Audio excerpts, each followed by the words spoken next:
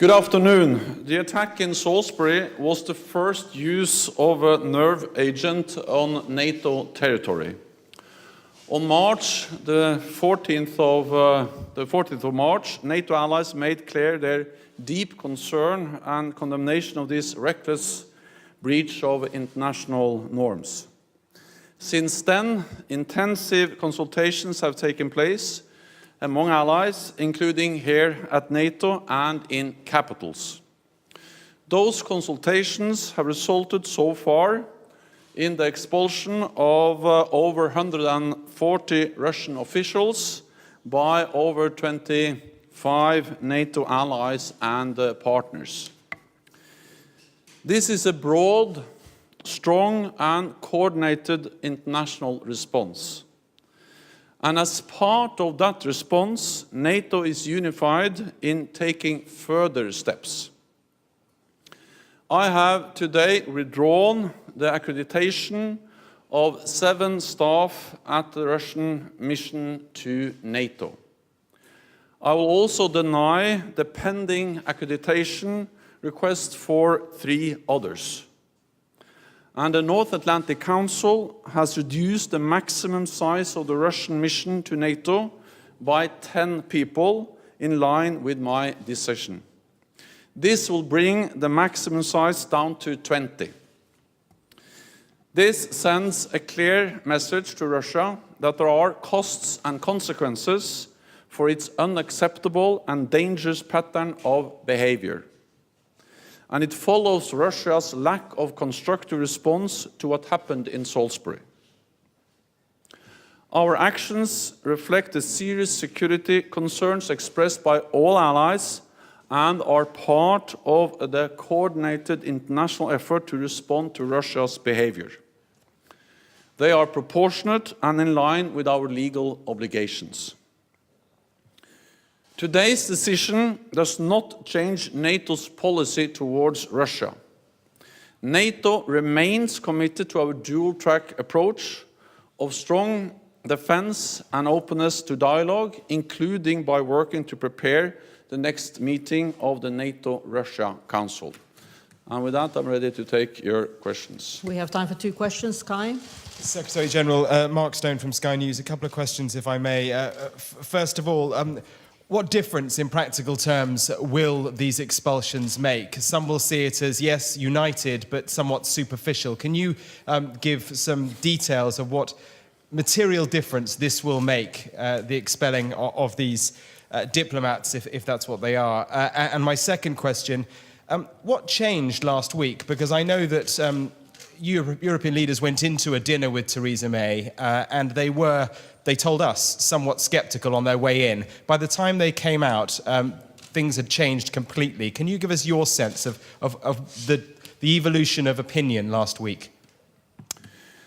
What we have seen over actually several days and a couple of weeks is that there has been very close coordination between NATO allies, partners, EU members, NATO members on how to respond to the Salisbury attack and to the pattern of reckless behavior by Russia.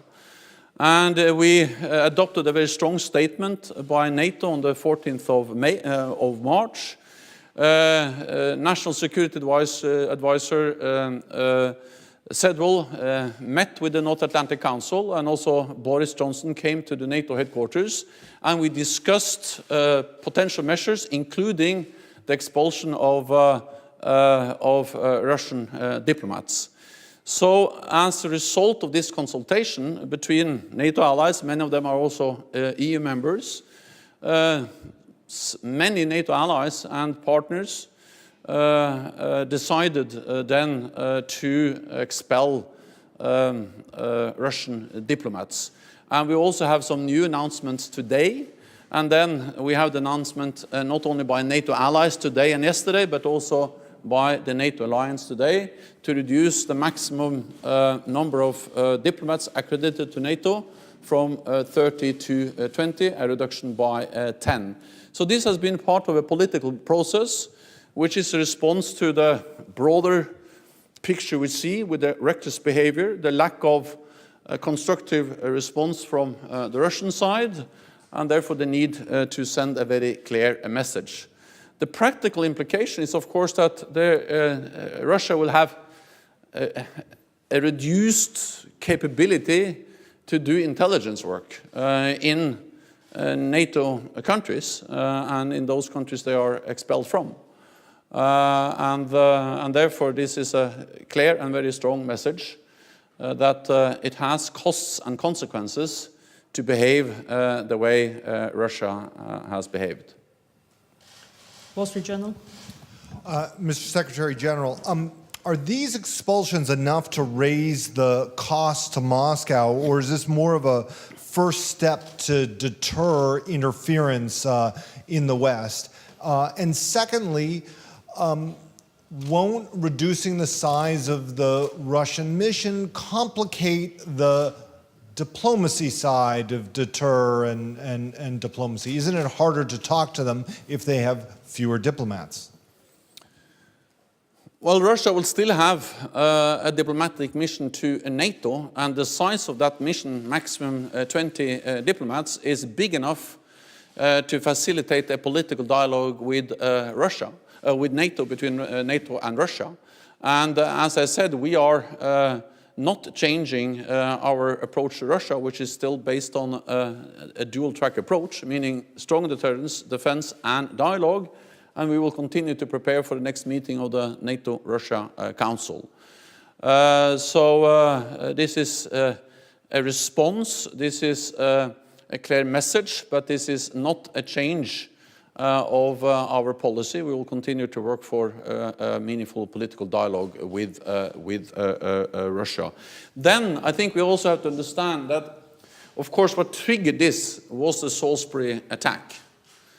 But it is part of a broader response by NATO allies to a pattern of unacceptable and dangerous behavior by Russia. We have seen the illegal annexation of Crimea. We have seen the destabilization of eastern Ukraine. We have seen cyber attacks. We have seen hybrid tactics. We have seen Russia investing heavily in modern military equipment and the willingness to use military force against neighbors. And all of that has led to an adaptation of NATO, where we also strengthen our capabilities when it comes to dealing with hybrid tactics, cyber attacks, but also now increasing defense spending, investing more in our defense, which includes also that NATO allies now have more resources to invest, for instance, in equipment, technology to detect and also protect against chemical attacks. So this announcement today is part of a broader pattern, a broader response of NATO allies to a pattern of reckless behavior by Russia. One very last question, NPR Deutsche Welle. It's just quick. No, Terry Schultz. Maybe you should change your approach, because after Crimea, you downsized the mission, you took away some accreditations, and yet you see these acts from Moscow. Apparently, it hasn't worked. So do you think, as my colleague asked, will this make a difference? It sends a very clear message to Russia that it has costs. And I actually think that Russia has underestimated the unity of NATO allies.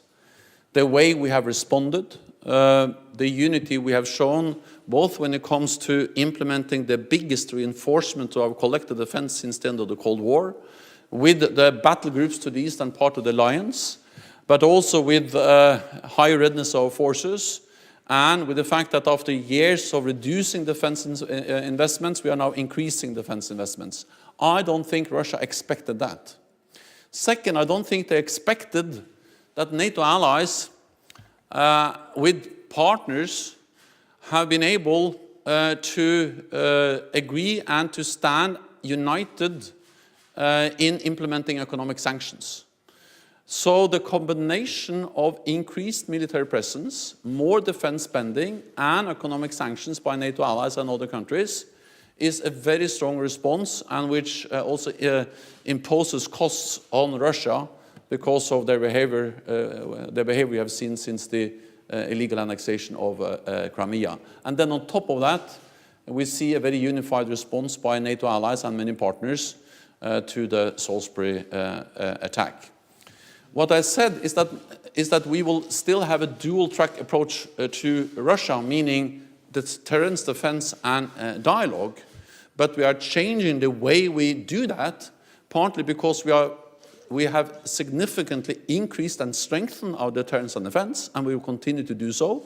Second, we have suspended all practical cooperation with Russia. But thirdly, we continue to strive for a more constructive relationship with Russia, and therefore will continue to also work for a meaningful political dialogue, which includes the preparations for the next meeting of the NATO-Russia Council. Thank you very much. This concludes this press point. Thank you. Thank you.